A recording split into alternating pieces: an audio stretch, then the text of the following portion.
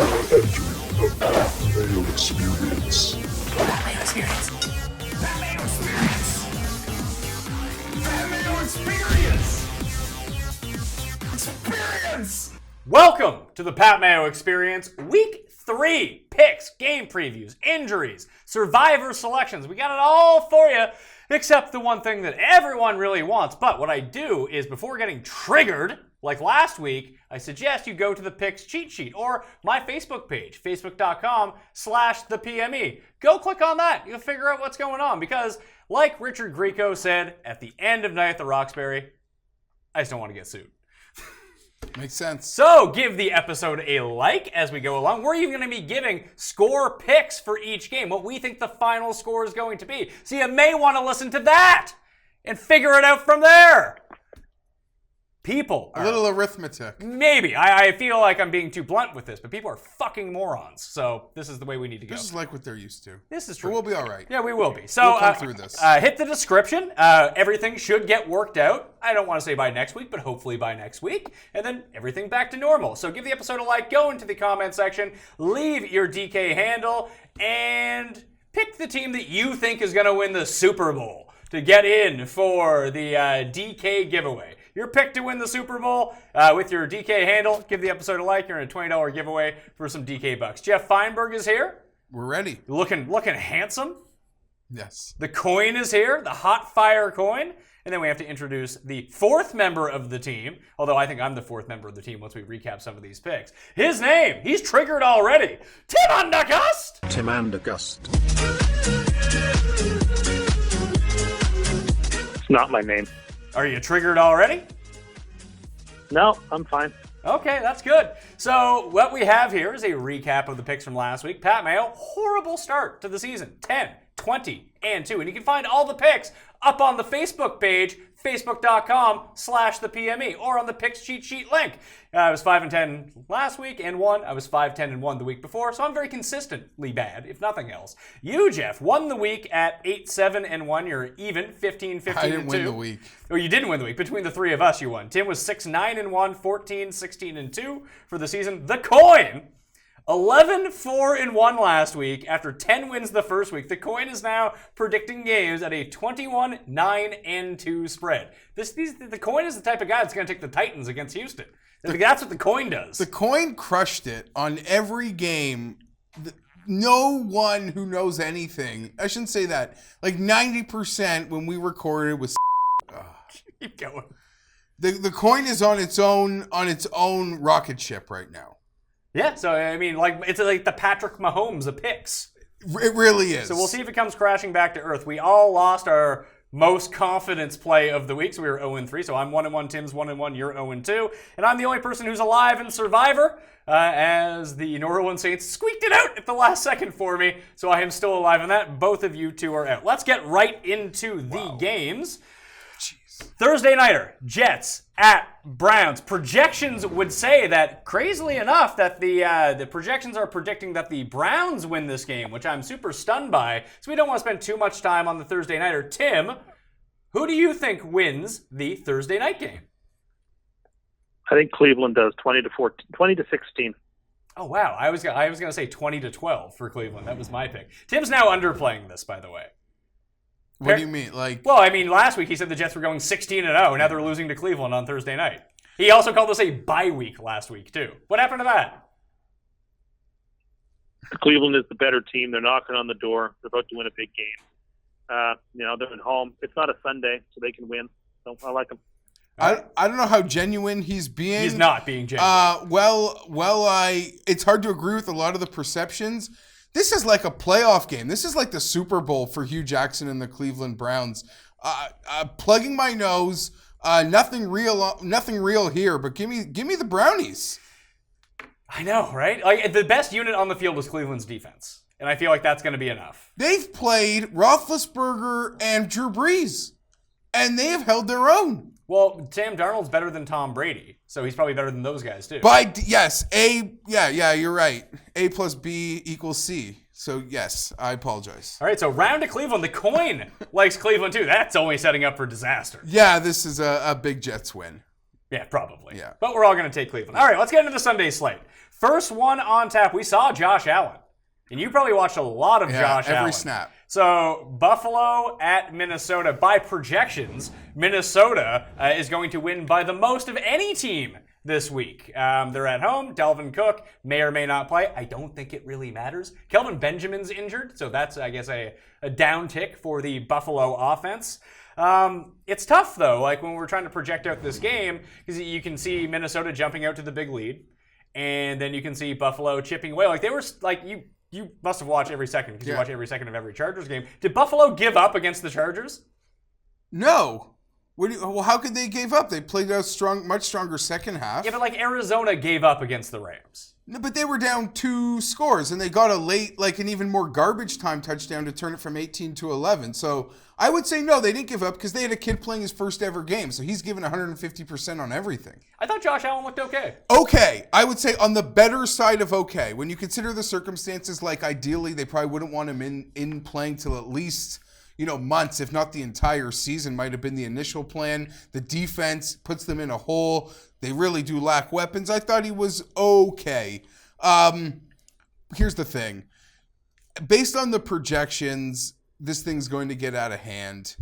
And because Buffalo can't block, even if it's like can somehow manage to find a way to keep it a close game throughout, by the time they play 4 quarters, Minnesota wins this thing by 3 touchdowns. So you got like 30-3, that kind of thing? Yeah, or sure. 30-10? 20, 34-10.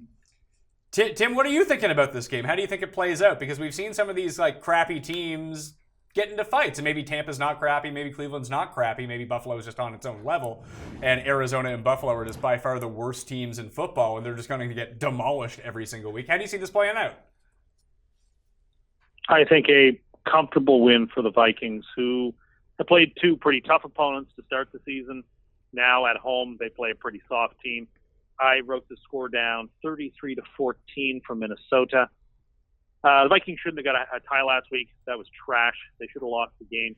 They have a new kicker. I mean, that was the only reason that they didn't manage to win. There was a lot of reasons.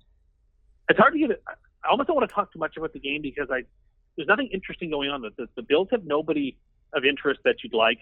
McCoy's got broken ribs. They say he's out a couple of weeks. Broken ribs are incredibly painful. He'll be out for a lot longer than that. Like, the Bills have nothing interesting. The Vikings are, unless the Vikings just simply, after those 2 big games, have a complete letdown, like they just decompress from having been in 2 tough games and sort of just like do enough to get by and win the game by a score or something. I mean, that's the only way this game could be interesting, but I don't think so. I think Minnesota takes care of a bad team. The Vikings do actually play in a perennial NFC playoff preview on Thursday versus the Rams. Oh, the look-ahead Thursday game? But the Bills, like I said, they can't block, even if it's a close game. And they're down 14, Buffalo, and it's the 4th quarter. And now they got to go for it on like a 4th down on their side of the field. They're just going to hand the ball back over to Minnesota. And the projections will be accurate after that. So the big thing is, like, in terms of, like Tim mentioned, Shady and these ribs, he's trying to practice. He's trying to play through this. It's a pain threshold thing. I guess so, but, like, what's the point? Yeah. Like, you probably want to play next year, too, right? Why do this to yourself? Maybe he'll retire at halftime. Do you want to know the most astonishing thing that doing research on this game came to my attention? The last 6 times in recent NFL history that the projections have asked this much of a team, it's been taken care of. Really? 4 of them were Tom Brady. So you can almost put that aside and be like, Tom Brady and the Patriots are their own little beast. But it's not unheard of based on how bad a team can be, how little practice time there is in the regular season, makes it hard to improve in many capacities. I can see that. Like, I'm thinking that like this is just going to be a Vikings blowout. Everything sees it that way. So Tim, let me ask you, when projections talk about like one really good team blowing out a really crappy team, do you think that projections undervalue the really good team? Because it's not like it's hard to like just give a projection and say, oh yeah, the Vikings are going to win by like 38 points kind of thing. Like, that's just not feasible. It's not college. Yes, I think you're right to say that. But at the same point, like, how do I articulate it? I find this game to be so uninteresting. It's just, do projections like Minnesota more than or not as much as they should? Maybe. But that's still not enough to, it's still the NFL, random stuff happens. You still don't want to go out there and strongly believe in a team to win by a ton of points because it's the pros. So you saw last week with Cleveland and New Orleans, Browns were probably not a very good team. At least Geoff and I still think New Orleans is a pretty good team. And the Browns kept it really close. So it's the NFL, weird stuff happens. So I understand the idea that maybe they're undervalued, but at the same point, you really, really, really have to have a feel for a team to really believe in a big projection before you go against it. A big strength was of the Bills, as bad as they were. Their strength was essentially McDermott and his defense. They're bad. And the players they brought in there are not helping. Like Star Latui, it's just a real mess there. And any capable quarterback can annihilate them at the line of scrimmage pre-snap. Because I saw 17 do that all game, at least in the first half. He saw what was coming. He had guys just run short crosses, and it was over. I'm going to say 30-10 for the Vikings here, but I could see this being like a 20-10 game, that the Vikings just get up by 20, put it on cruise control, and the Bills score late in the game. And that happened, because Josh Allen down 21 points. I was disappointed I didn't see enough of Josh Allen's big arm. I thought they should have taken more chances downfield, whether try to set something Every up. time they tried to take a shot downfield, he overthrew it by 20 yards. Or he got sacked. Sure, maybe. There wasn't the time. But, because when they're down 18, against the chart, they just went on this muck drive with 2 minutes left. I could see that happening. The Vikings having a Thursday nighter versus the Browns won't have the A defenders out, maybe up 20 in the fourth. It's true. It's just like Dalvin Cook. He's dealing with the hamstring problem. If they get up by a bunch, put him on the bench. All your defenders who have any sort of lingering injuries, get him to the bench. But, Tim just mentioned it. No one thought Cleveland was going to, run a track meet with, and they did. They just slogged the game down. But their defense is actually quite good, where the Bills is not. So the coin likes Buffalo, by the way. That's still to be determined. But anyway, the quarterback on one leg tore him apart, as I kind of thought they would last week. So that leaves me. That's still to be determined. Whether the Vikings' defense is overrated. I kind of think it is. But you still think the Saints' defense is good? Well, no. The Saints' defense is not as good as I hoped it would be. I'm going to stand on that corner, but the Vikings' defense is probably overrated, and I think we've seen that now through 2 weeks. But the Bills can't take advantage of it. They don't have anybody. It's true. I'm curious to see how Josh Allen plays in this game. I just kind of like watching him. He's a fun quarterback to watch, if nothing else. He's far more fun than Trubisky is. Trubisky's better right now, but Josh Allen's fun. Cincinnati at Carolina. This is all right. You're into this one? Oh, yeah, I love this game. You love Cincinnati, I'm guessing here. I adore the Bengals coming off the mini-bye in this game. Wild horses could not drag me away from the Bengals. Give it to us. You're getting the better team, and you're getting, projections don't like the Bengals in this game, and that's crazy. They're clearly the better squad. Not only that, look at what we have seen from the Panthers in 2 weeks. They struggled to put up 16 against Dallas, and then they go ahead and they play the Falcons, who are riddled with injuries on the defense, and the Falcons push them around in a game. I think that game was 31-24. The game was never that close, to be quite honest. Atlanta had a stranglehold of that football game the entire time. So the Panthers look totally flat. You've got the Bengals, who played great against the Colts. Then they come back last week in a very short week on the road at home against Baltimore in a very short week, where projections didn't even like them in that game, and they absolutely crushed the Ravens. Outside of the Mixon injury, every directional arrow, every vector should be pointing towards the Bengals. I don't understand what people see in the Panthers here. It needs to be explained to me, because this seems to me to be a pretty easy Bengals victory of a very good Bengals team. I really like Carolina. I like Carolina too. And I don't have the strongest case to be made. And I'll be honest, Pat, I got this. Jesus Christ. Keep going. I thought the projections came in short on Carolina. To me, I would have demanded more on them. I really would have. I think that the Cincinnati Bengals, everyone saw them on national TV look absolutely fantastic. They almost the Ravens almost came back and won that game. And Carolina had a DJ Moore dropped a touchdown to tie the game on the last play of the game. I want to say this. I think finally they've gotten out to 2-0. Finally. This is the game where the linebacker injury catches them. This game, this spot, Cam Newton will have his way. I think Dallas defense, even in the previous shows, I thought was fantastic. You could say what you want about what happened versus the G-Men.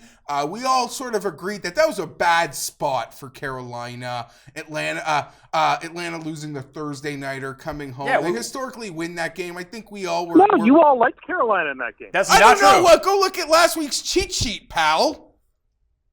You all like the Panthers. No. I like the Falcons. It's on the cheat sheet. Go back and watch last week's show there, buddy. Maybe I made a case. I've already established I don't look at the cheat sheet. Oh, well, then don't tell me what I did or didn't He have just last wants to be week. triggered. He doesn't want the info. You picked Carolina. You picked Falcons by 10 last week in the score. I picked them by 7, and Tim, I think you picked them by 7.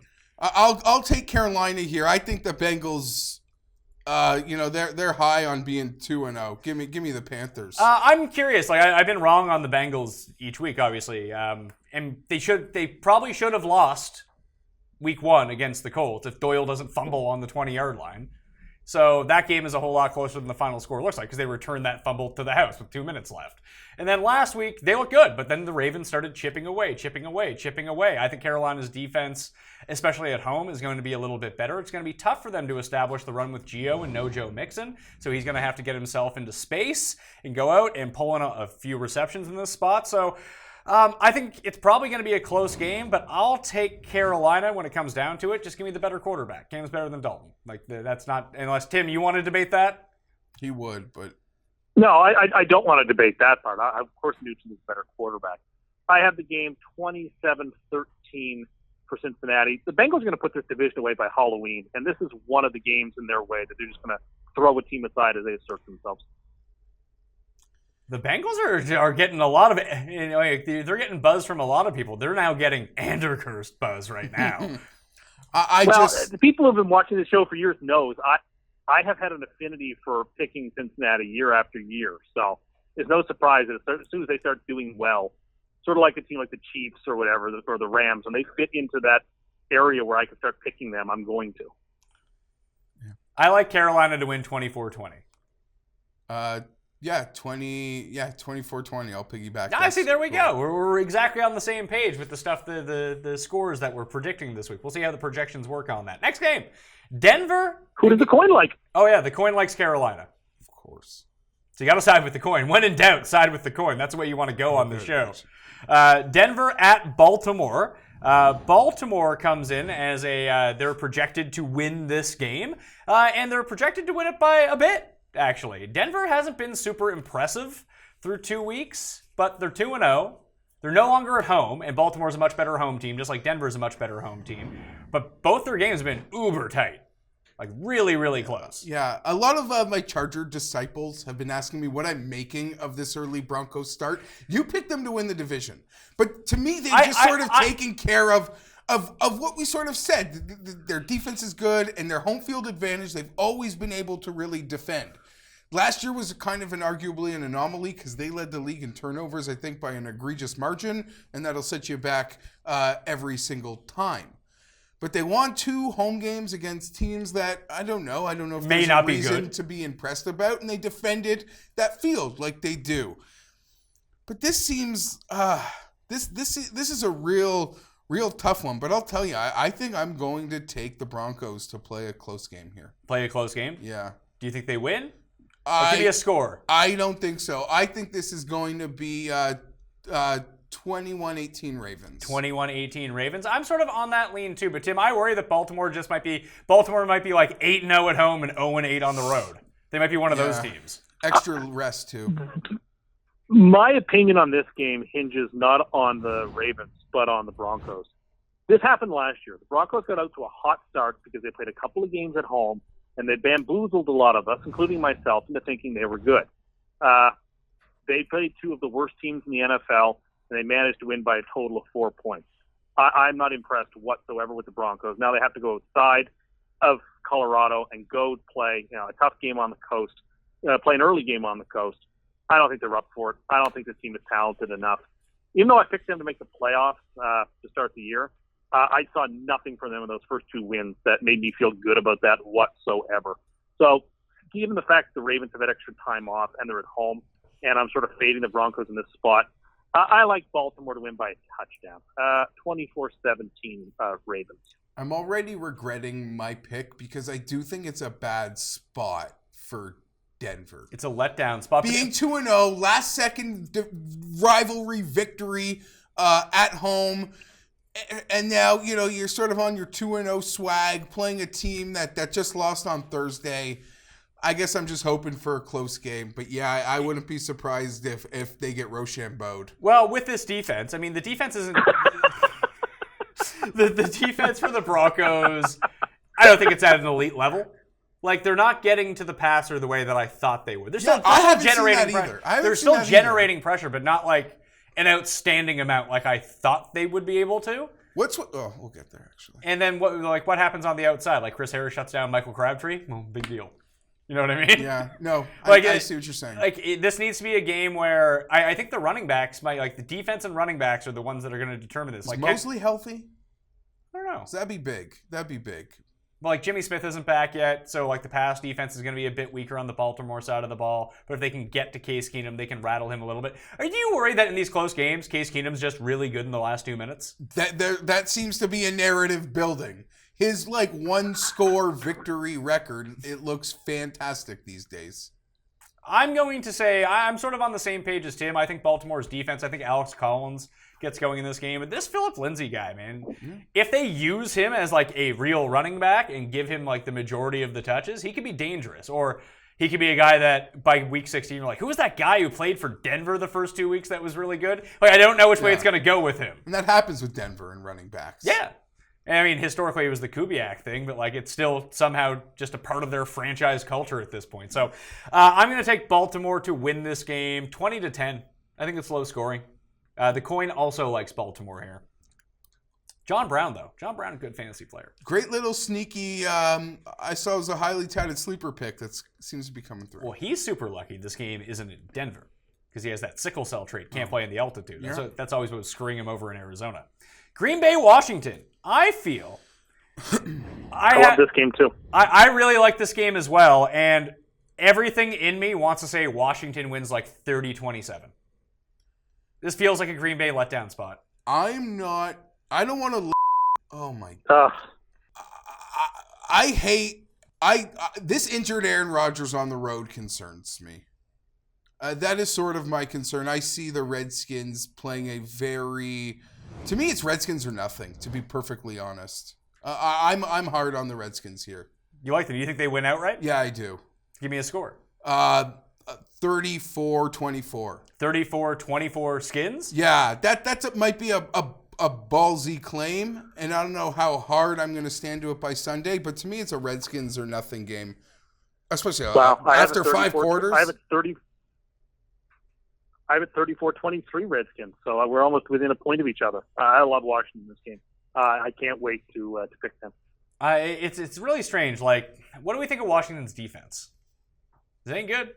Because they just kind of got picked apart by luck and then couldn't score on Indy's defense.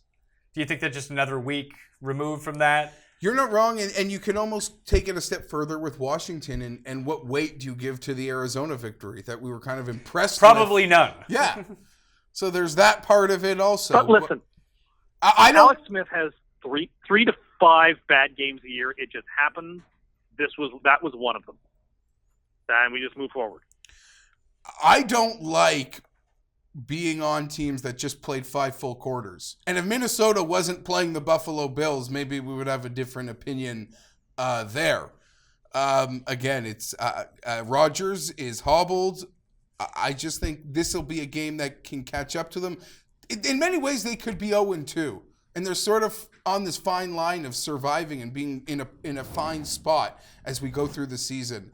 I think they give one back here. I really do. I kind of think they give one back here as well, but it's one of these things where Rodgers hobbled went up against this Bears defense, which does look pretty good in the second half, and absolutely annihilated them. And Tim's not buying Minnesota's defense, but I happen to think they're pretty good. I and agree. hobbled up, he annihilated them. What's he going to do to Washington's defense? That's what concerns me here. That even if the Skins put up 30 points, that Aaron Rodgers puts up 33. That's the one thing. But I think this is going to be a close enough game because Packers defense, not very good. Not good. And I think they're down 2 corners, or at least a safety in a corner going into this week. And it's not going to. So I think that I think that on a last-second field goal, Green Bay just keeps doing Green Bay things and squeak this out. I will say they win 31-30 in Washington. So just narrowly escaping with a victory in D.C. The coin likes Green Bay. The coin is on the other side of the page here on 2 of these, on 2 big ones too. Coin likes Green Bay, coin likes Buffalo, as opposed to us. Indy at Philadelphia. Do you know who is back, Tim? Love it. Carson Wentz for his first loss in a while. Pennsylvania. He is back. You think Indy goes into Philly and beats them? Yep, I certainly do. I think he spoils the parade. Philadelphia's offense has got some real problems at the receiving position. Wentz hasn't played in many months. If you think, I don't think he's going to come out of the gate sharp. Philly was. We will get to Tampa Bay when we get to them. I still have some real question marks about that team, and Philadelphia couldn't do anything against their defense of any import, and their defense allowed for players to streak through them. Andrew Luck's a better quarterback than Ryan Fitzpatrick. Andrew Luck has looked good for 2 straight weeks.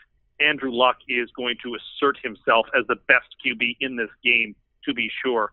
And I think he takes care of business. This is a spot where if you believe the Colts show a little bit of life, a little bit of verve, if you think the Colts are probably maybe the second best team in that division, not the Texans or the Titans, then this is a spot for the Colts to sort of make some noise and announce themselves. And I think they're going to. I picked the game 23-17 for Indianapolis, and I feel pretty good about it. Really good about it, actually. So Philadelphia looks like they're going to be down Jay Ajayi. They're going to be down Darren Sproles. Receiver trouble. Alshon Jeffrey doesn't look like he's going to be back. They just re-signed, or they assigned Jordan Matthews. He's now back on the Eagles. Like, it just seems offensively it's going to be like Corey Clement and Wendell Smallwood standing behind Wentz. And Wentz, you'd have to think week 1 coming back off injury that his mobility, not in terms of like maneuvering around the pocket, but in terms of like rushing, like that's a part of his game, is being able to pick up those first downs with his legs. Like, do you think that's going to be something he's able to do here, or that he will try to do? I think it will be very ease this guy back into it. I'm afraid in Tim's confidence in this game, but I feel a lot like Tim does. I think Luck has gotten better in each of the first couple games. I don't think he's shown his best football yet. I think we're going to see that maybe in a month or a couple weeks as he gets more comfortable. And I expect in a month Carson Wentz to look so much better than he's going to look on Sunday. The projections leave a lot of room for Indianapolis to play a close game here. I expect that to happen. One thing not mentioned is the Frank Reich ties as well. Former OC. Yeah, There's not like game. a bad. It's not a revenge game because there's not like a bad blood. He was never passed over for the job. They won a Super Bowl. He got high. What happens when teams win Super Bowls? Coordinators get jobs. So I just think I'm with you. He's not the only. Yeah, there's another one. There's another one that we'll get to later with on Sunday night. But yeah, I think there's a lot of room here for Indy to keep this thing close. Well, the big thing is, like, Philadelphia's defense has been, it was wildly unimpressive last week. But does Indy have the type of playmakers Tampa does at the skill positions that can generate, like, Deshaun Jackson, 75-yard touchdown. All of a sudden, O.J. Howard, 80-yard touchdown. Like, do the Colts have those guys? Because outside of T.Y. Hilton, I don't think they do. And the way that Andrew Luck has been beating these teams has not been with the deep ball. It's just been dink, dunk, dink, dunk. If that's going to be the case, I think that if they're bringing Wentz back, he's fine. And he'll be close to peak Wentz, except for everything besides, like, the rushing. Maybe even that's back. But I just don't know how good Indianapolis is. Is their defense as good as it looked? This rookie linebacker seems like the real deal. Yeah. He was just the defensive player of the week. But I don't know. Maybe they're better outside than they are on the turf because they can slow the game down a little bit. I think that Philly wins this game 27-20. That's my pick for the game. What was your score, Geoff? Yeah, I'll say Philly wins 27-24, sort of between the wiggle room. Tie game, they come down and kick a field goal with no time left? Between the wiggle room of projections and the coaching familiarity that Frank Wright can offer, I think this game doesn't get out of hand at all. No, I think it could be. I think it could be pretty close, but I think that Philly will establish themselves as the better team. And I like the fact they lost last week. As it pertains to this game. Yeah, for sure. Like, it'd be really weird to see Philadelphia go beat Atlanta on the opening Thursday game. A game which, realistically, if Arizona was any sort of efficient in the red zone, they would have lost. And then they go into Tampa and lose. And then just losing at home to the Colts is kind of crazy. What did you have the score as, Tim? I wrote the score down as 23-17 Colts. Okay. And the coin likes Philadelphia in this spot.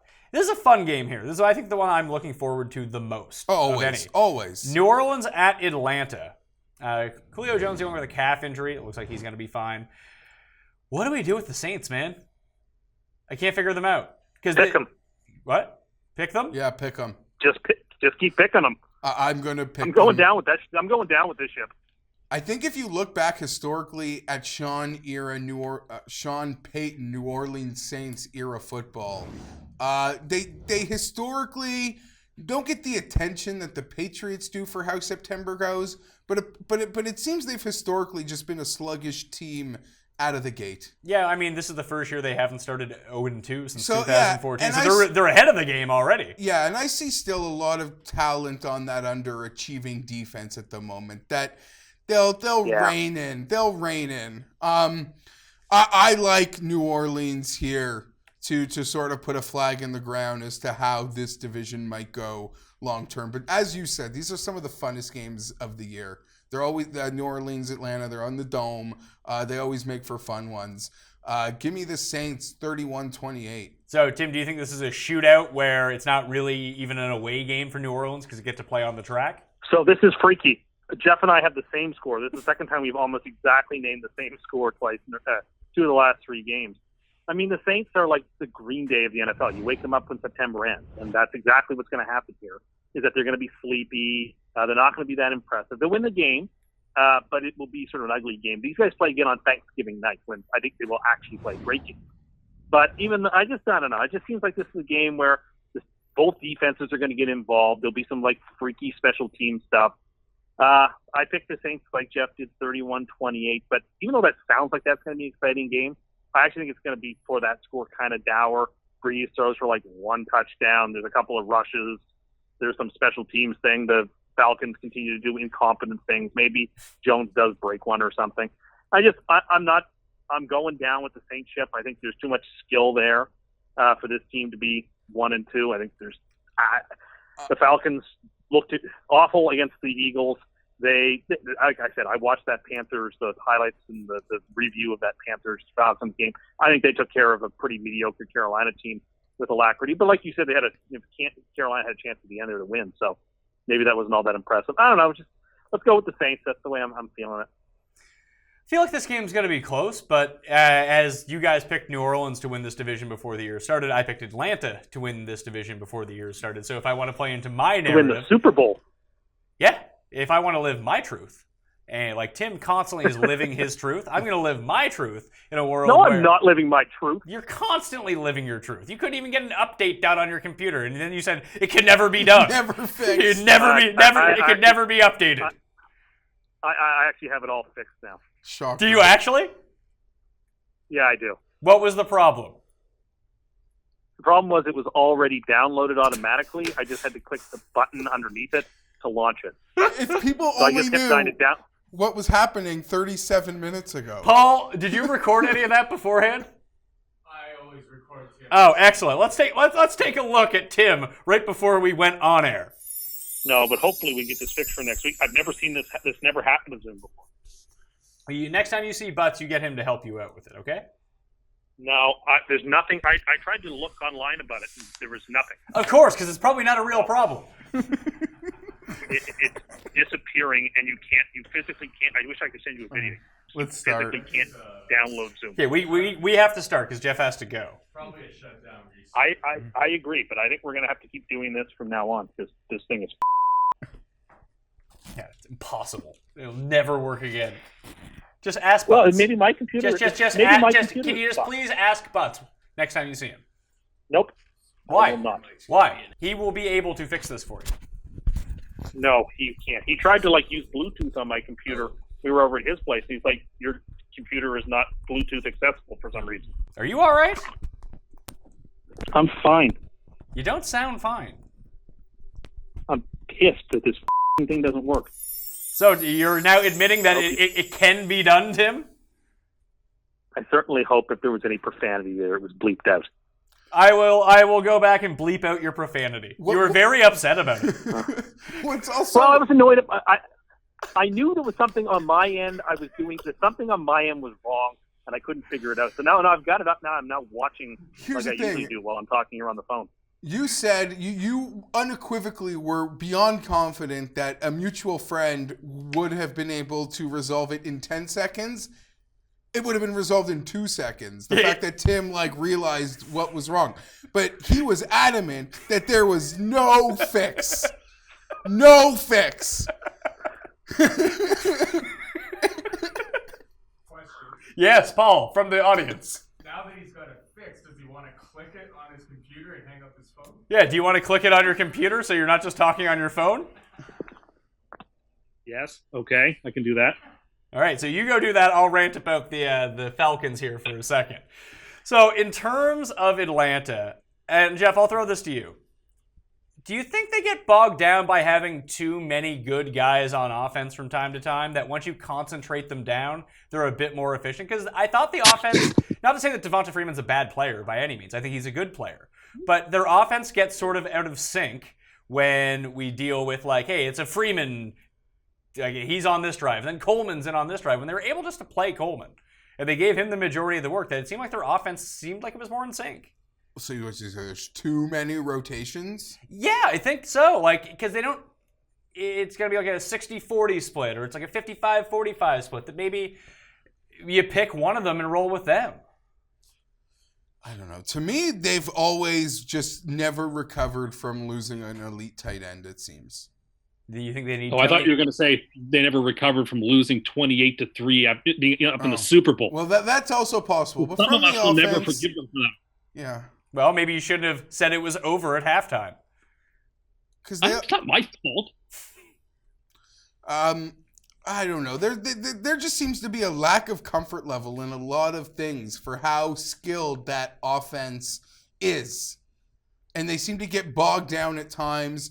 They're a very bad, and maybe this is just a perception, but I know a lot of NFL fans will agree because we've all been burned by it. But in my opinion, they're one of the worst teams in the league at that second and inches scenario that a lot of great play callers are good at. And red zone, it's a very frustrating team at times. Yeah, well, it seems like San Francisco just watches Atlanta's game tape and here's what we're going to do in the red zone, not score touchdowns. But the interesting thing is true. Whenever Atlanta is, except for that one Shanahan year when they went to the Super Bowl and they were just getting everything until the second half of the Super Bowl all year long, that it does seem like if they're third and inches, they're not going to get it. They just seem like that team. And every other team, I have no idea if that's true or not. Every other team, it's I see that running back running or that play developing, and oh my God, we're going to have second and inches.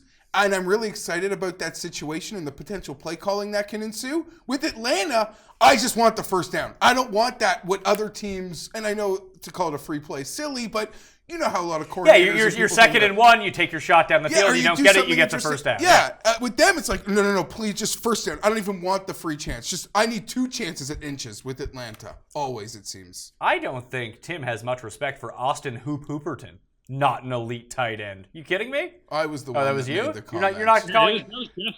No, Well, I just feel like they go to him a lot. I feel like is relied upon too much, as they have great other skill sets, and they've just never been able... I don't know. I don't find him as reliable to the amount that they lean on him. They went from the greatest tight end in NFL history to Austin Hooper. So, it's a drop-off.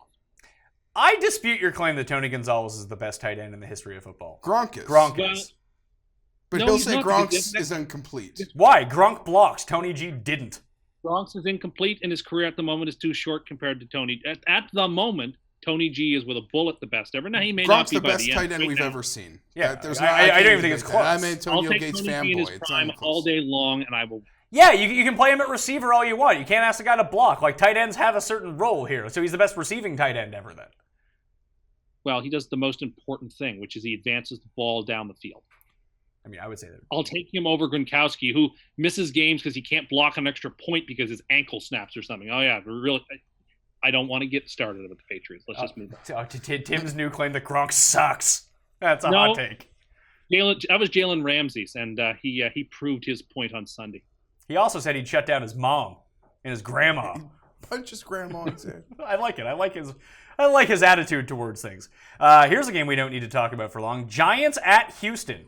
Projections like Houston, but it's like the projections haven't watched Houston, or the projections have watched a lot of the Giants. it's one or the other. If I could trust Bill O'Brien, Is he a worse coach than Hugh Jackson? He might be. It Yes, is he's the worst coach beyond in frustrating. Listen, I got burned last week by Houston, calling them my super lock. You know, I got as all those injuries for Tennessee were piling up. They look crucial. What a ballsy win for Les Titans last week. But back to Houston.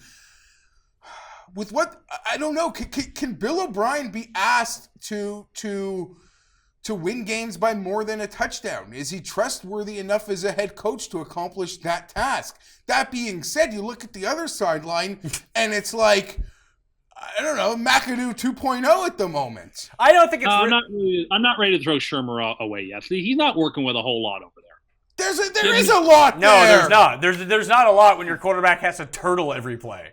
The only He's pass. got 5 offensive linemen all starting in new positions or are new to the team. I mean, the offensive line can't block for him. So, I mean, listen, Barkley, when he gets the ball, looks quite elusive and quite explosive, but you can't feed him the ball too many times with that line. Beckham can't get open for passes when every single pass, it seems, Manning is running for his life. I just think, like, the Giants are just talent poor. Now, the Texans' problem is, I mean, Their foundation poor. Their foundation poor, and their quarterback looked skittish to run, which is everyone who went on and on about how ACL injuries don't matter. Like Deshaun Watson's kind of proving as one of the examples that actually they can matter sometimes. And we're seeing Watson just not being the player he was last season. I mean, that's just a stated fact as we've seen him so far. I hope this week he shows a little bit more explosion, but he doesn't really need to. I mean, I think if Houston can get to 14 points, that's probably enough. They get to 20 points, that's surely enough. I have the game 20-7 for the Texans. Deshaun Watson was Mahomes last year.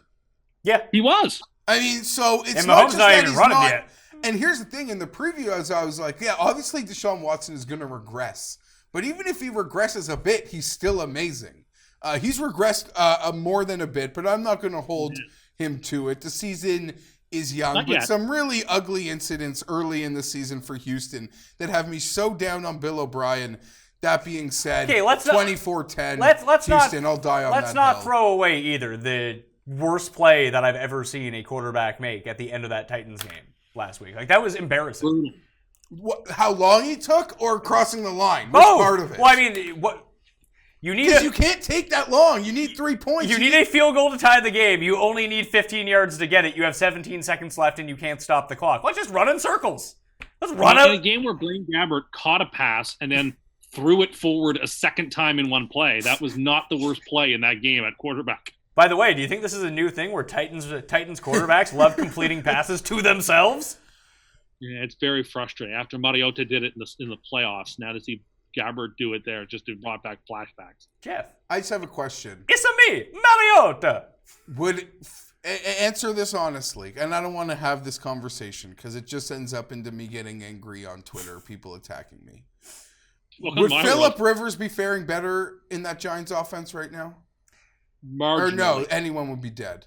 I mean, I think we kind of saw the Phillip Rivers template from those 3 years when he didn't have an offensive line from 3, 4, and 5 years ago. I think that he would be better. He's better on those short passes, but the Barkley thing's really interesting because he makes the first person miss with the same spin move every single time. time. But there's gang tackled at that point. Yeah. Once you have to shibby shake a couple. I mean, they can let Ingram do whatever he wants kind of thing. It's like, here, Ingram, you go beat us. Like, we'll just leave you open, and we'll just take away Beckham, we'll take away Barkley. And if Beckham and Barkley don't have multiple big plays in this game, they're toast. Because, like, if they couldn't handle Dallas's pass rush, and Dallas's defense, you were right, is pretty good.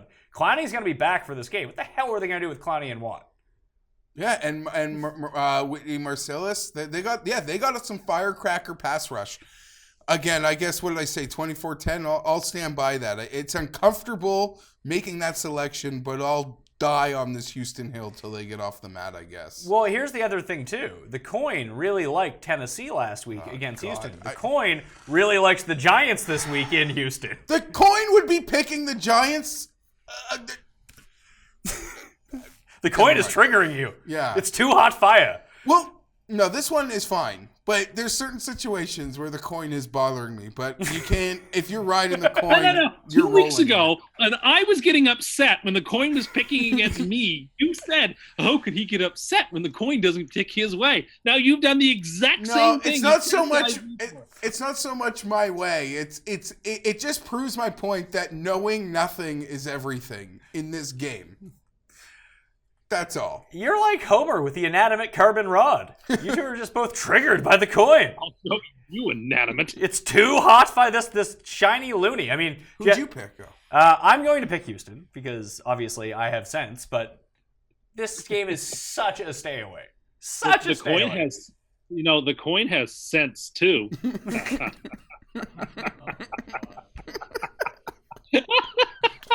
Jesus Christ. You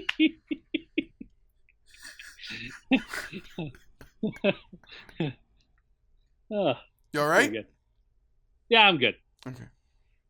Does he mean like sense of smell? Because I don't think the coin has that. CENTS.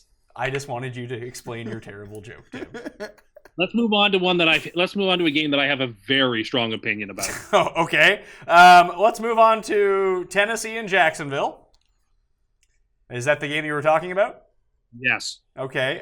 We don't know if Tim's main man, Mariota, is going to play because he's too busy in the kitchen making the pasta and the Chef Boyardee, according to Tim. Great pasta. Who? Chef Boyardee. We're not going down this Some of the best-selling pasta. Well, you brought it up. It's great pasta. He fed people during the war, during the Depression, and kept them alive through his generosity. And his food is so tasty. It's the best-selling pasta worldwide. To besmirch his ravioli or his beefaroni, I'm sorry. It's just even the tomato sauce has you cannot mimic the tomato sauce from a can of from a can. Good. I think it's delicious. You add a little cheese whiz on top on a bowl of ravioli, and you are good to go. Oh my God.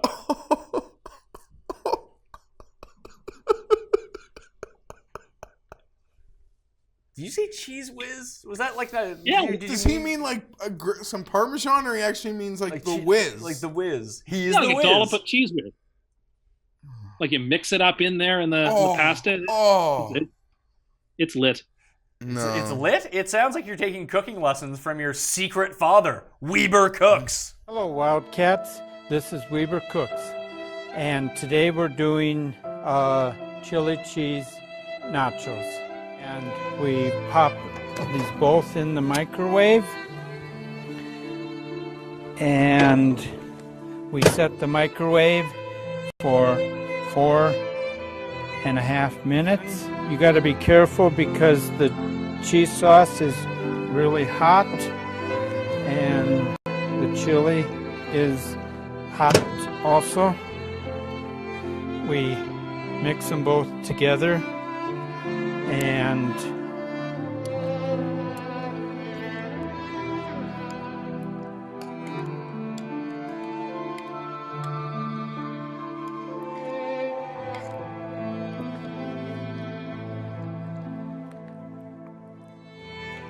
this will run you about $6. This was Weber Cooks.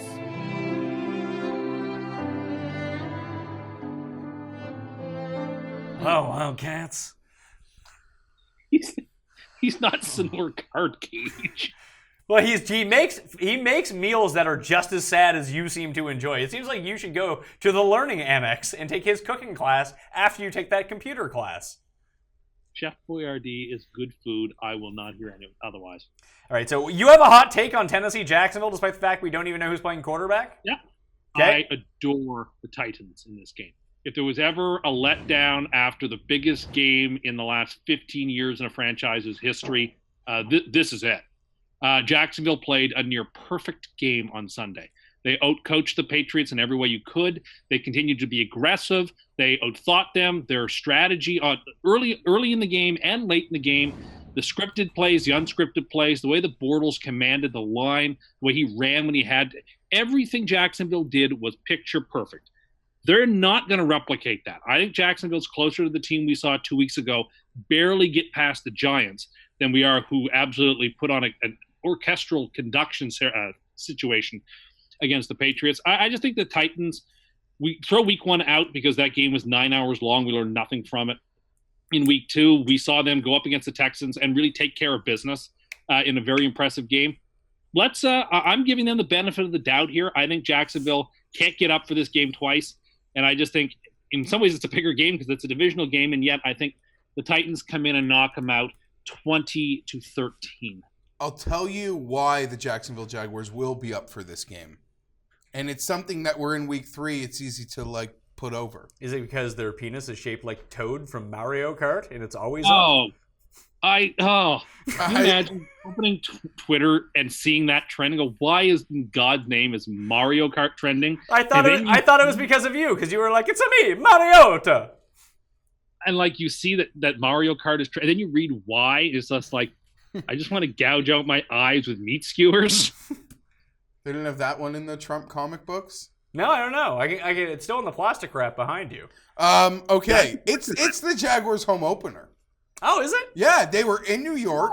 Oh, no, sorry. They were at home. They played at home last week. Sorry, I have that on KC, written home opener. My bad. Because it's week 3 and you forget. That being said, anything that's asked of me, if it's Gabbert, I'll back Jacksonville with. And Revenge game. And Mariota couldn't even grip the ball, they were saying last week. Well, it's a new week. So I'm happy to do whatever's asked of me in backing the Jacksonville Jaguars to win this game big, 31-14. 31-14? Yeah, big win. I think this is going to be a low-scoring game. I'm just not buying the Jacksonville's offense. If you couldn't put up points against the Giants, it does seem like I don't think they're going to have a letdown of sorts, but they just kept the pedal down against the Patriots. Exactly what they should have done in the playoffs last year. Just continue the second half of the AFC Championship game last year, they got conservative and it cost them. A bad call went against them, and then they got conservative, and the Patriots ended up coming back. And it seemed like for a second, the Patriots were going to come back in that game after Tim started mocking Brady, and he instantly threw a touchdown, which is pretty funny. Yeah, well, I was taking a victory lap because I said here on the show last week, I thought it would be an upset if the Patriots won, and by the way the game went, it would have been. They were not the better team on the field because they're not that good. Okay, so in terms of that offense, I don't know if they're going to ring 30 on Tennessee. So I'm kind of on the Tim lean here. I think that Jacksonville can squeak this out, but I think this is Tennessee just seems like they're going to play such unwatchable games all year long. They just seem like that team. And with Lewis and with Henry, they're going to slow this game down, run a very slow pace of play, run the ball, drain the clock, and hopefully get a few stops. And, maybe there's a big D.D. Westbrook catch. And Fournette's still banged up. Yeldon's now banged up at the same time. And if it's Gabbert, maybe that's a different story. But maybe it's not, too, because I think they can get 10 with them. I'll say Jags win 13-10. So, coin likes Jacksonville, by the way. So. Oh, dang. Coin. Well, the coin and Geoff are on the same page. No, it doesn't want to upset Geoff. They're close. Oakland and Miami. Does anyone care about this game? Is this the I don't care bowl, or is that Tennessee Jacksonville or Giants Houston? These last 3 games are just pathetic. I'm quite impressed. One of those teams has 2 wins and no losses. At the very beginning of training camp, I'm going to own this all for a second because it's actually pretty funny. The day training camp started, if you asked me who would the worst team in football be, I would have said the Dolphins. I would have said Buffalo. By the time we recorded our season preview, the team that I had then decided was going to be the worst in football is now also 2-0, and that's Tampa. I'm really impressed with what's going on in Miami, as I guess a lot of people are. They exiled anyone with a name, Landry, Sue, Pouncey, and they're really bought into this team concept football. I feel like the perception around this game is low, though. With Oakland coming cross country, Miami will be in that all white. It's been real hot. The Raiders will have to be in that black. I got no choice here but to pick Miami to win this thing really ugly, like 18-13 or something weird. 18 like ugly. I don't like ugly final score. I discussed this with Siege and Davis on the Draftkings show, Tim. Do you think that John Gruden is implementing an offense where he nominates one player every week and they only throw to that player? like this week it's going to be Jordy Nelson's week. 18 targets for Jordy Nelson. What's the Raiders' first half to second half splits? I mean, it's got to be bad. Like it's been atrocious. When they're like out of the gate, they're not so bad. Maybe Gruden can script the first 20 or something. Yeah, they're like Chicago. They were great in the first quarter, and then they're like, oh, well. I don't know. I don't think Miami's good. I don't care that they're 2-0. I don't think they're good. They beat a crappy Jets team last week. Congratulations. Yeah, and the weird 9-hour game versus the Titans. Yeah, like they're okay. Like I think by DVOA, they have the best defense in the league right now. It's not adjusted yet. It's just overall raw numbers because it doesn't get adjusted till like week 4. So maybe their defense is legit, and I'm just not buying it. I wish more was being asked of them this week because something feels off with what's being asked of them with how much. They're 2-0. People are sort of the Dolphins. And the Raiders are literally outside of Buffalo and Arizona, might be the team people are disliking down on the most, even though they had a great cover road game. They lost I know. it. Absolutely. And if they win that game, by the 1 point instead of losing it by the 1 point, it's probably a different perception here. True. And when you look at projections or even computer simulations, I mean, they have the Dolphins winning this by around a field goal. So it seems like the Dolphins, you're right, are better than that. But Tim, do you expect the Dolphins offense to go out and put up points? Because I think the Raiders can get to 17. I think it's enough to win. I have the game 24-23 Dolphins. I think it's a very close affair. I mean, is this the time we can talk about what I want to talk about? Because we didn't want to talk about the Thursday nighter very long, but I guess thoughts about the last week's game, and the Dolphins were involved, so perhaps this is the time for me to lay my cards out on the table. And I really, before you can absolutely get into it. When we made our most confident pick at the end of the week, I don't understand why I didn't take the Dolphins. I was all over that. It was the one good, perfectly read game that I had. It seemed like all the sharps were on Miami last week, too. Tim, go ahead. So I was way too overconfident. No. I don't believe that for a second. I, saw what I should have expected but didn't allow myself to expect. Was that a moment just too big for someone still a bit too young? Terrible interceptions 2 weeks in a row in bad spots you're not going to get away with against a pretty good secondary in the Dolphins. The Jets had opportunities to get back in that game. When the Dolphins turned the ball over and gave the Jets a short field, they've got to score a touchdown. Sam cannot throw that ball like he's Phillip Rivers into tight coverage and thinks he's going to get lucky and get away with it. Most people don't get away with that, and he did it. He's got to learn that he isn't Brett Favre, that he has got to be more patient with where he throws the ball. And that's what I'm hoping to see out of him on Thursday night, and I don't expect. I think the learning, I was too exuberant. This team is not ready yet. They're poorly coached, and that's a problem. I don't understand why with the talent we have, why Todd Bowles still has this job. I think he's got to go. I didn't want to call for his head this year. You went from 1 week being 16-0, and now you're calling for the coach to be fired after week 2. I think this team has talent. I think he had a terrible game plan against the Lions and got lucky because Stafford fell apart. And when he was tested against the Dolphins, this is the over and over and over and over again in these tight, low-scoring games. We never seem to be able to make the play that matters. It happened again. I don't think we're well coached. I think Sam is still a work in progress. I almost tweeted out the photo of Napoleon retreating from Russia in the snow on Sunday as a sort of like an after effect of me tweeting Napoleon Monday. It was a defeat. He wears it. But the thing about Napoleon losing in Russia is that wasn't, he kept fighting and kept winning battles after that. And, Sam will win some more games. But I give the Dolphins, so I'll use this as a point of departure, I give the Dolphins some credit. The Dolphins on the defensive side of the ball might be very good. They might be, or the Jets offense just might reek. But I think the AFC East has 4 pretty bad teams. And I still think that. I mean, I think the Bills are a cut below everybody else. I think that's pretty clear. But I think there's 3 pretty blah teams and the Bills. And Miami plays nobody good this year. It seems like their schedule is a pretty soft one. So this is there's no such thing as must-win games in Week 3. But if the Miami Dolphins are to be a team to vie for the playoffs, you cannot let the Oakland Raiders come off your racket with a loss. You got to take this game.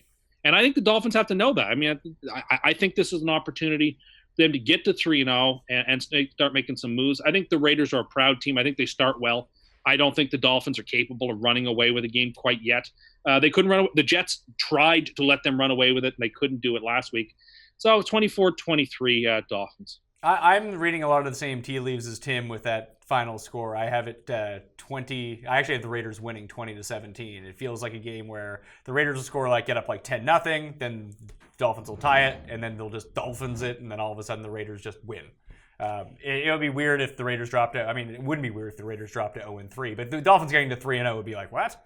But I like that the 2 takeaways from Tim on this Jets thing. One, he wants a coach fired, which is hilarious. And wait till Notre Dame loses next week, and he'll have gone from they're winning the national championship to Brian Kelly should be fired. Because that's what he does. Tim overreacts to everything. It's no longer Super Bowl Sam. It's just Sam now. Just Sam. No Super Bowl included anymore. And I like how he says we, like he's on the team. I'm not going to rag that. I don't think the Jets' talent level, well, it's not the greatest. I don't think they need Tim on the team. No, but he's been there longer than the players. And I will be long thereafterwards. Yeah, emotional stake I have in these games. Yeah. I hate that so much. Sorry. I hate it. I'm with Tim I here. hate it. I'm not sorry. I get why people hate it. It sounds so stupid. I don't care. I was there before those guys. I'll be there after them. All right, so that's the exact way I feel. I'm picking Oakland to win this game, 20-17. The coin likes Miami though, so that's where we're at. Shootout alert of the week. Projections have this as the highest scoring game of the week. They also enjoy Kansas City by just around a touchdown, just a little less than a touchdown by them in terms of implied team by team points, that kind of thing. In terms of the projections, KC San Francisco. KC's home opener, like you mentioned. Are people too high on Kansas City here, Geoff? I don't know. They beat Pittsburgh. They beat San Diego. Roethlisberger, Rivers, probably 2 teams that people had pegged for postseason appearances in the AFC. Like I joked, this Mahomes, it's like what Watson was doing last year. Obviously, that's got to come down a bit in trying to figure out what's going to happen here. I just need to determine how good or bad this the San Francisco defensive unit is. San Francisco also can't score touchdowns in the red zone. Yeah, no, that's happened 2 weeks in a row.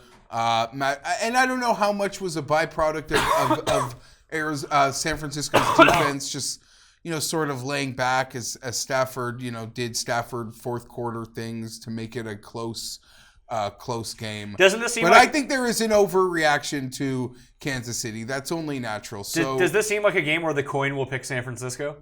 Well, I'm going to pick San Francisco. Oh, really? So, yeah, I think this game stays within a touchdown. Within reason? Yeah, within reason. San Francisco's offense has struggled in the red zone, but the Chiefs' defense is the greatest thing on this earth that you could probably run into. I mean, you get up 21-0 in a big game like they did, and to give it all away is indicative of a defense that it may not get them in September, it may not get them in October, but boy, oh boy, you have to. If they can't shape this up, if they can't find a way to provide some sort of support for what that offense is capable of, that can cause problems in the locker room. You can see a big game where the Chiefs lose 35-34 because that defense can't hold itself together, and that is a concern. In this game, I like it 40-37 for Kansas City. I think the Chiefs, in the end, have just too much firepower for San Francisco. I think this is going to be a fun game. This is going to be the game of the week. It's a must. It's appointment television. If you're a football fan, I love both quarterbacks in this game. I love all your offensive stars in DraftKings. You want a Niners stack? That's great. You want a Chiefs stack? That's great. I think this game has got 77 points, in my opinion, written all over it. I love everything about it. Doesn't this seem like the game where everyone expects it to be super high scoring, and then all of a sudden it's like 2017? I don't think that's possible. Maybe. You don't think that's possible? Yeah. I don't think that's likely. That's not my pick. Just to what know happens. both coordinators, both offenses. I guess unless everyone gets bogged down in the red zone and it becomes a field Robbie goal Gould fest, versus Suck Up. Is it still second? No, I'm missing it. I cheer for this guy to miss him all the time. He doesn't miss him. Whoever's kicking there's good. Trust me. Is it Cairo? Is it still that guy? No, it's not. It's someone good. What's that? Oh, Butker. Harrison Butker or something. It was like a rookie last year came on. Bucher. Right? Yep. Yeah. Hardly knew her. Suck Up might be in Tennessee. I like Kansas City in this game. I think they Big? win. I think they Or win just- 30-10. San Francisco. I mean, their entire offense last week was 2 big breeder runs. That was it.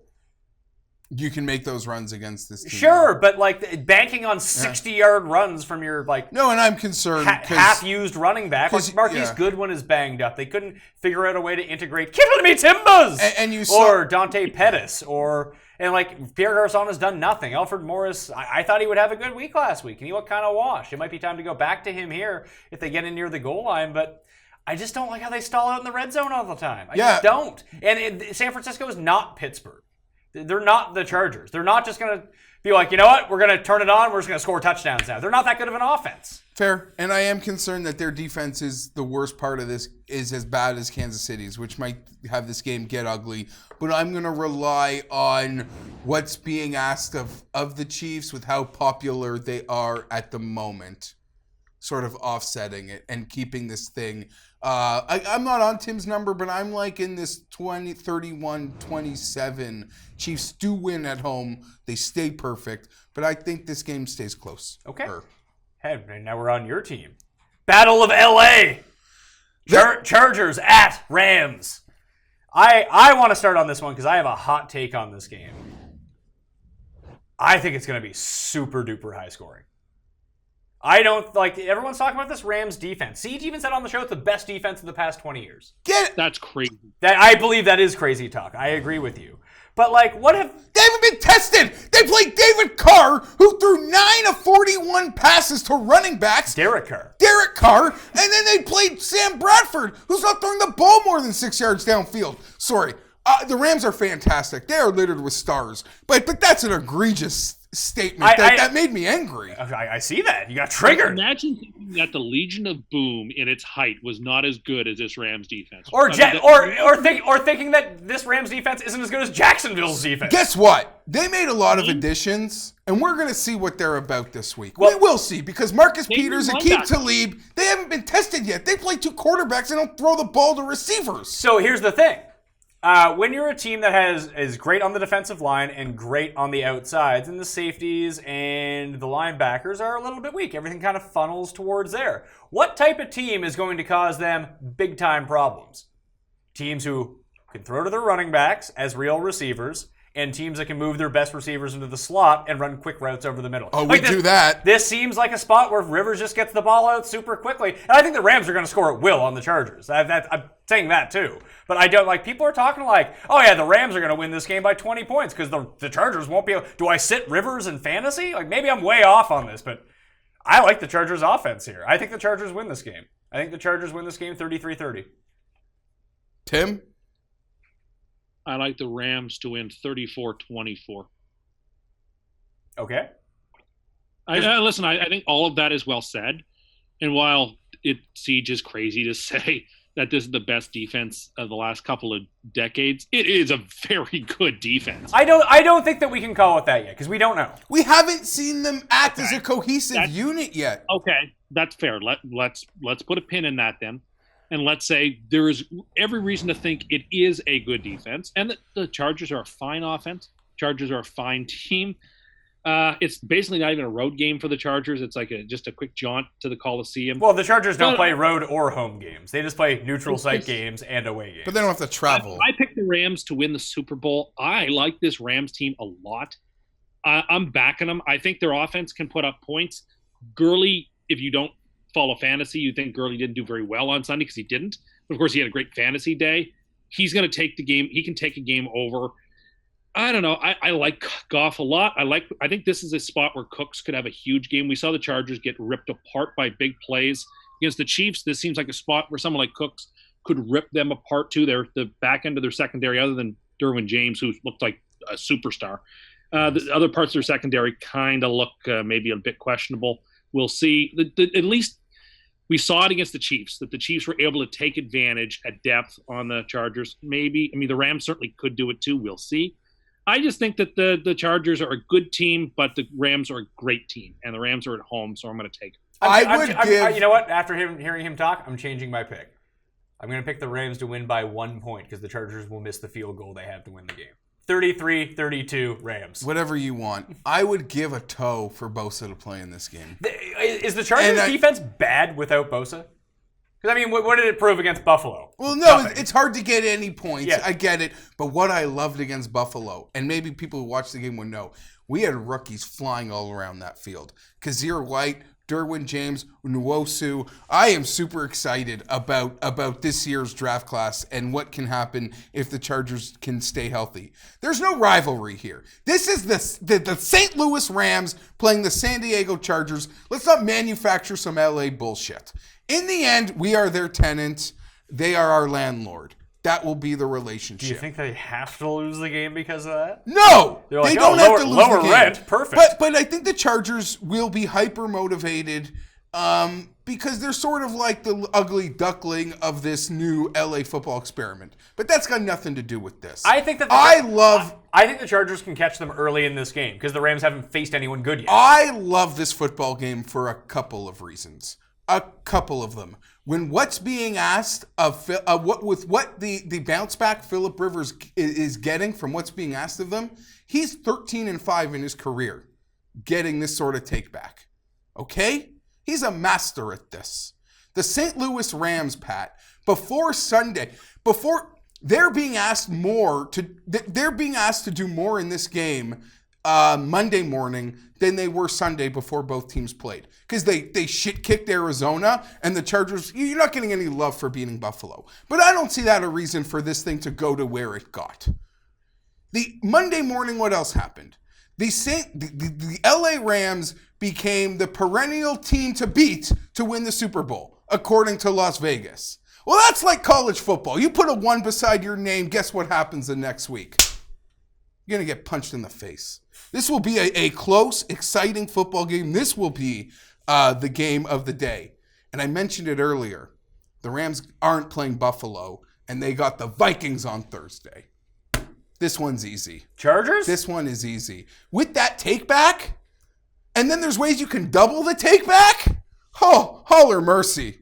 Holler mercy. The coin likes the Chargers too. It should. All right, moving on. Chicago. So you picked Chargers to win straight up. I don't want to go there. That's not what. Give me a score then. Ugh.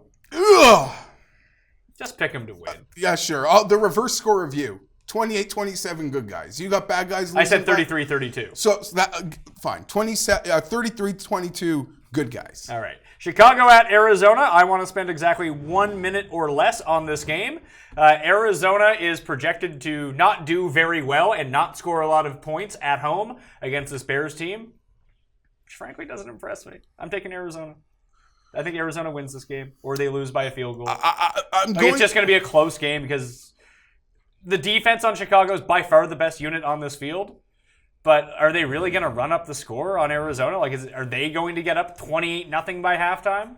They'll probably score on the first drive again because they look great on first drives. I'm with you. The Bears, I think, win this game 22-20.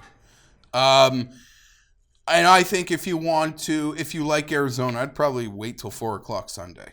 Yeah. Tim? I think that the Bears are not a very good team.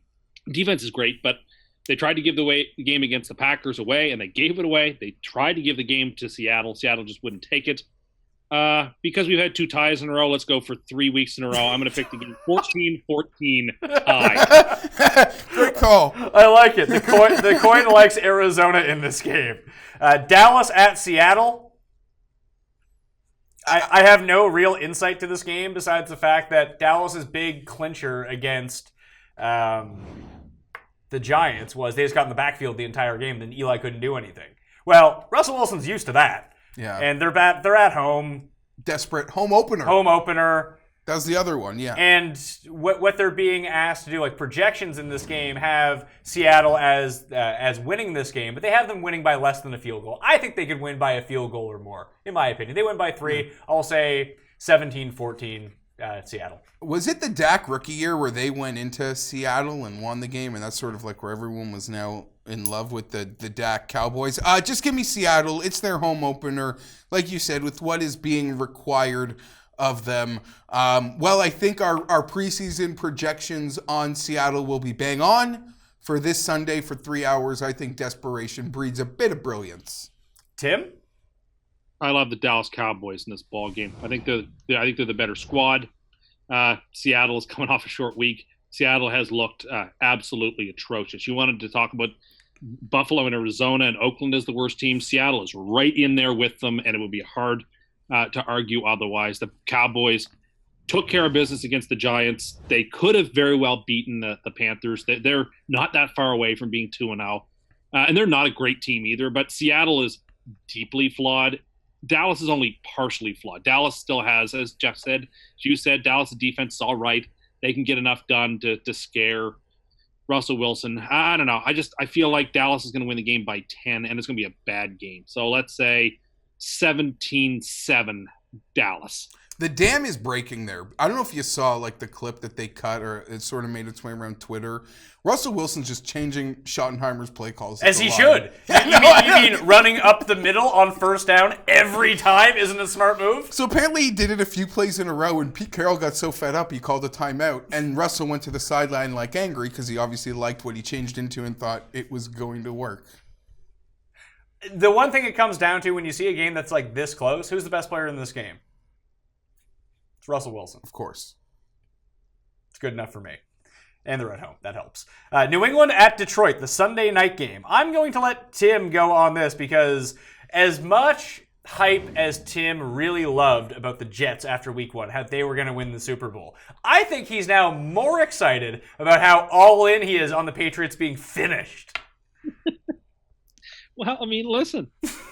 You have seen Brady look like an octogenarian 2 weeks in a row. He has not looked good. He has not looked sharp. He's overthrowing guys. He's yelling at. Of course, he wants to make sure he can get on camera to be seen yelling, "Do your job," when he should be looking in a mirror because he should start doing his job first. I was told for months that, it doesn't matter that the Patriots have no wide receivers. Tom Brady is so good, he can spin straw into gold. They had to go trade for Josh Gordon because they don't have any good receivers. Now, did they have to go trade for Josh Gordon, or they were like, we could give up a 5th-round pick for Josh Gordon? This sounds great.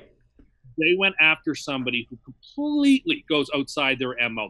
Josh Gordon is not like other players that they've had with Didn't they bring in like Albert Hainsworth after the fact? And Albert Hainsworth crashed out. Sure, but they have a history of bringing these guys in. Corey Dillon worked out pretty fine for them. But you get one chance. If Josh Gordon doesn't buy in, he's gone. Yeah. That's it. So there's no way for it to be an extended problem. The moment he doesn't buy in, it's over. The defense couldn't tackle anybody against the Jaguars. I mean, Blake Bortles, in 2 of their last 3 or 4 games have been against Blake Bortles, and he has outplayed Tom Brady in both of those games.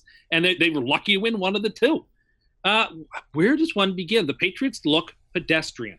They don't look bad, but they don't look good. They are just blah. Yeah, we're seeing a decline, at least for the first 2 weeks. That is pretty clear. I know Patriot fans think that's okay. We've started slow before. Everything goes on forever. This is no problem. They're just going to shrug their shoulder and say, it's just early. Tom will get better, even though he's looked bad for 2 weeks in a row. I didn't think he looked that bad against Houston at all. He most certainly did. He overthrew multiple open receivers. He just didn't look sharp. He won the MVP last year. He does not look like he's in MVP form this year. That's not up for debate. Now, can he get himself back into looking the way he did? Well, maybe, but no one at his age has ever done it before, so you'd be sort of foolhardy to think it's going to happen. So now he goes against a Lions team which is desperate. Sun Tzu says when you are on death ground, you fight. This is the Lions' season if there were ever a game. They are up against a wall. They're 0-2. The team was humiliated last Monday night. They fought back against San Francisco in a cosmetic fashion only. They were never really live to beat the 49ers. You have a new coach. You have a coach who wants to make an impression against his former mentor. This has all the makings of the entire world picking the Patriots for a bounce back after a loss. The Lions are no good. It is the most contrarian thing in the world would be to pick the Detroit Lions in this game, and that is what I'm going to do because I think the Lions are going to eke it out 28-27. In an interesting game, I think the Lions are desperate. I think the Lions are good, but they are a caged animal. They're an animal cornered and dangerous, and the Patriots just aren't good enough to fend off the attack, I don't think. The coin agrees with Tim on this. The coin also likes Detroit. I talked about how I was kind of like in sync with that Miami Jets game last week. Me and you both called what was going to happen to that Detroit-San Francisco game. San Francisco would get up by a bunch, then all of a sudden Detroit would just have a meaningless charge at the end to kick a field goal tie and not get it. Classic Detroit. What's a Lions game without Stafford having the ball needing a field goal with a minute left? 24-21 New England wins in a close Sunday night or nightcap. I don't even know if this just seems like Detroit's the worst. Like if you look how much Tim when the Jets played the Lions, how easy of a time did they have moving the ball? They had a relatively easy time, but it helped that the defense turned them over a ton and gave them some short fields. But they didn't have much trouble moving it. But then the Lions, when they were clicking, as they were for like 2.5 quarters on offense, but particularly that drive to start the second half against the Jets, they just moved through the gears. And if they can play like that, they can play up to that potential. I mean, this Patriots defense is so bad that they can score at any time. The Lions can never be out of this game, I don't think. And whereas the Patriots could be. You might be right on that. Here's the thing, though. If Detroit's going to win this game, I think they have to go blow for blow with the Patriots. And the Lions they'll just do something stupid and throw a pick six, or LeGarrette Blount will fumble the ball. Revenge game for Matt Patricia and LeGarrette Blount in this situation. They got to give it to the other guy more. Carry-on. Carry-on's actually looked quite good. Yeah. I don't need LeGarrette's 3 in a cloud. I don't. No. That doesn't work for me, and it shouldn't work for them. At the goal line. Unless you're at the goal line. Do you think we see Josh Gordon in this game? I don't think we do. No. Oh, he got there today. Oh, I think we see him. I think they do, but on a pitch count. Maybe 15, 20 snaps. He'll be dressed. Yeah, sorry. I thought it was already... It's Wednesday. If he practices all week and he practiced today, he had to sit out with a hamstring injury. Oh yeah, I forgot he's hurt. Yeah, just as long as I got no clue. I will agree. The move does reek of desperation. How awesome is it going to be when he catches like a 90-yard touchdown from Brady, and instead of pulling a Sharpie out of his sock like T.O., he pulls a joint out of his sock and just lights it up. I'm in. walks out of the stadium and retires. That would be amazing. I think the Patriots. I think this game's going to be a bit of like a back and forth shootout. It'll be like 14-14, then it'll be like 21-17, then it'll be like 28-20, and then eventually the Lions will do something stupid and take themselves out of it. I think the Patriots win 41-31. So final game: Pittsburgh at Tampa. We buying Tampa, or at least we buying Tampa until the Fitz gets a contract extension here. I'm shocked. Paul, you didn't use the pitcher. I thought for sure you were going to use the pitcher. I'm shocked of what's being asked here. Clearly, I thought that we'd be getting more. Projections think this game is close to. This is the closest game to a tie, like Tim projected earlier when he picked the Cardinals tie with the Bears. But projections have this game razor thin. Am I crazy to want to be on the Buccaneers here? Yeah, I don't think so. Like, Pittsburgh looks bad. Like, really bad. Their defense sucks. Do you know since Shazier got hurt, they have been... well, Well, they get 45 to Jacksonville in the playoffs. I'm just saying, since Shazier hasn't played, they have not been good for their backers. They have not been cashing any tickets. That's been an issue. I don't know. I'm gonna ride Tampa here. I'm just on the internet too much reading the circus, and I think Pittsburgh could also double bird everybody. Oh yeah, just come out and drop 50. Like make the Rory jokes. Like they shot a couple 80s, but watch, they're gonna be on 59 watch on Monday night. Yeah, that's what scares me. If it was at home, I could see it, but like road Ben is so bad. And Ben is my biggest issue with this team, and I know maybe it's unfair to expect what we get from other guys, but be a leader, man. And I guess I only know what we see, the little windows, TV, and we're allowed into. But I think he just goes home at the end of the day. He does what he needs to do. I don't think he's invested in his teammates the way, and his locker room the way other elite Hall of Fame-esque quarterbacks are. Who do you have in mind, Geoff? Oh, you name them. Peyton, Tom, Drew, Eli, Phillip, anybody. I think they'd all take control. I think they would. The veteran status, and I think he's just letting it run. And Tomlin is taking a lot of heat. And when you really look back on Pittsburgh, you realize like how exceptional they had at coordinators, which allowed Tomlin to sort of play that overseer role. Are we overlooking how maybe big of a loss Todd Haley was to this offense? I'm just saying, maybe the coordinators made, I don't know. I like Mike Tomlin, but he's getting picked on a lot, and I'm picking on him too. So, Tim, Geoff is taking Tampa. Who are you taking? I'm taking the Steelers. And this is just a pure play against Tampa Bay. I think Tampa Bay is still closer to the team we thought they would be to start the year than we've seen through 2 weeks. It's still too early for me to do a complete about face on them. And it's still too early to do an about face on the Steelers. So not having Bell is not good. I mean, Brown, God knows what's happening with him. That's not positive. Brown returned to practice day. He's Brown's fine. a diva wide receiver, like they've been our whole lives. That shouldn't concern you. If he was a diva in a vacuum, then I wouldn't care. But like he's throwing gasoline, I think, or at least the potential of throwing gasoline on a fire. That Steelers team could be. I feel like the Steelers either win the game or they get blown up by 35 points. I think those are the only two outcomes here. I do not see Tampa winning a close game. I think if the Tampa Bay Buccaneers win, it's like 35-10, and Twitter is having a field day burying the Pittsburgh Steelers, or the Steelers show the veteran resolve and mettle that they have, and they take care of a Buccaneers team which is overrated.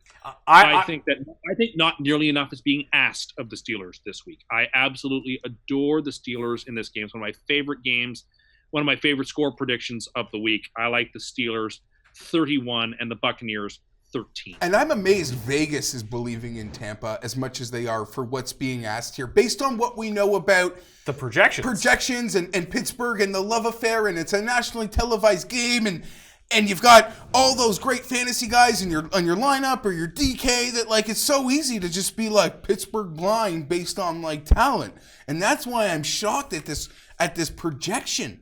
I really am. So Vegas, like they must think Pittsburgh's the dumpster fire that the internet thinks they are. Well, here's the thing: when it gets down to it, and when people make their picks, and it comes to Monday night, all of Week 3 is played out. You have this one game left. Gun to your head, who do you think people are picking in this game? I still think it's going to be Pittsburgh. I think the majority of people are going to pick Pittsburgh to win. That puts me on Tampa. But we also have the reverse situation of, as of right now, there's no way you can bench Ryan Fitzpatrick. Clearly. He's starting Week 4 if he continues to play well. Even if he has like a decent game, he's going to start over Jameis Winston. But what if he has a classic Fitzmagic game here? 6 picks. He just goes full Fitzmagic on you, and now you have the whole situation. Now is Jameis starting Week 4? Because you have to, narrative-wise, you have to factor some of this into it. I'm rolling Fitzmagic here. I like Tampa to win this 35-30. Yeah, I was going to say 31-28. Coin likes Tampa too. I do agree with Tim. If Pittsburgh wins, it's double birds to like everyone on Monday Night Football. All your great fantasy players crush it. Yeah, like it's Brown has 200 yards. Juju's got it. Everyone is lighting it up. Everybody's green screening. Like if they're in a fight, I don't know. I don't trust them right now. I just like the way that I wasn't a believer. I just thought it was kind of a fluke Week 1, but the offense has so many weapons on Tampa that It's exciting. It is. Yeah, crazy. And just taking play calling duties away from Dirk Cutter was the best thing they ever did. The best move they made in the offseason. This lame duck coach thing might become a new thing in the NFL. All right, those are the games. Those are the picks. Hit the cheat sheet on Facebook.com/thepme to go do it. Tim, we have an instant Ender curse sent to my phone right now. Did you see it? It's not. The Jets have cut once called going to be the best receiver on the Jets, Darius Stewart. Cat. Tim drafted him in our keeper league. Well, he was good at Ohio State, and I had high hopes for him. But he's Cut. Everyone Tim's like gets. How soon till Darnold gets cut? And he's the new Hackencust. That would be devastating. All right, so eliminator pick of the week, survivor pick. That is just me who gets to make these picks at this point because you two dummies are out after taking the Saints in week 1. I am going to take Minnesota this week. Yeah, no doubt. As that's got to be the pick, right? Like if it wasn't Minnesota, let's say you would use for whatever reason you've used Minnesota. Who are you picking? Boy. Like, do you really trust Philly against Indy?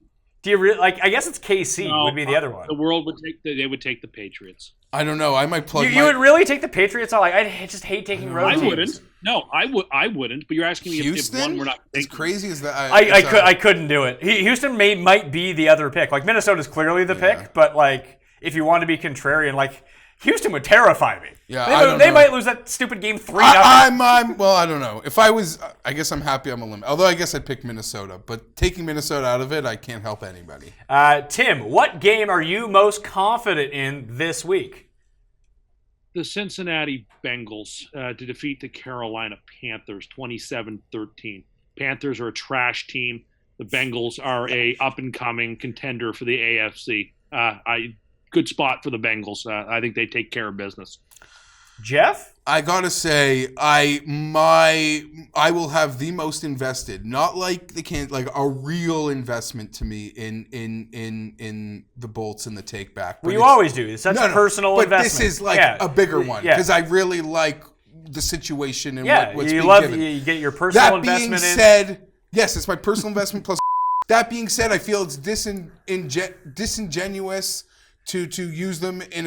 I will take the Panthers. I'll go against him. Go against him. And I got to get off this mat. I'm doing great. Can't say any of that stuff. Oh, shit. So for me, I'm going to play that late. I always do well with these, and it all depends on Thursday. You know what? I'm going to lock in a Thursday game. Cleveland. There it is. Most confidence I have in a team. There it is. I almost went, the other two I considered were Seattle, who I really like to win that game against Dallas, and I really like the Chargers too. Yeah, you almost had them winning until you realized we'll miss the chip shot. Exactly. So Tim, do you have any super duper confidence of just teams that you definitely think are going to win? Yes. Actually, it's funny you should ask. There are 4 teams which I feel like, without a shadow of a doubt, are going to win this week. Who are they? The Pittsburgh Steelers. Jesus Christ. The Cincinnati Bengals. The Tennessee Titans. And the Cleveland Browns. No doubt in my mind, these 4. Huh? So Tim made 5 of these picks last week. He went 1-5.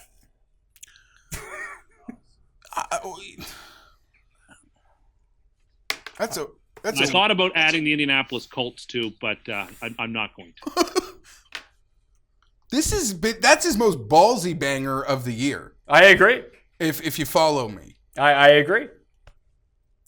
Particularly the Browns. I don't see how the Browns lose. See, he's trying to curse us. Do you actually believe that? I believe it with all my heart. How many pants are you going to have to change when Darnold comes out and throws 2 touchdowns on the first 2 drives?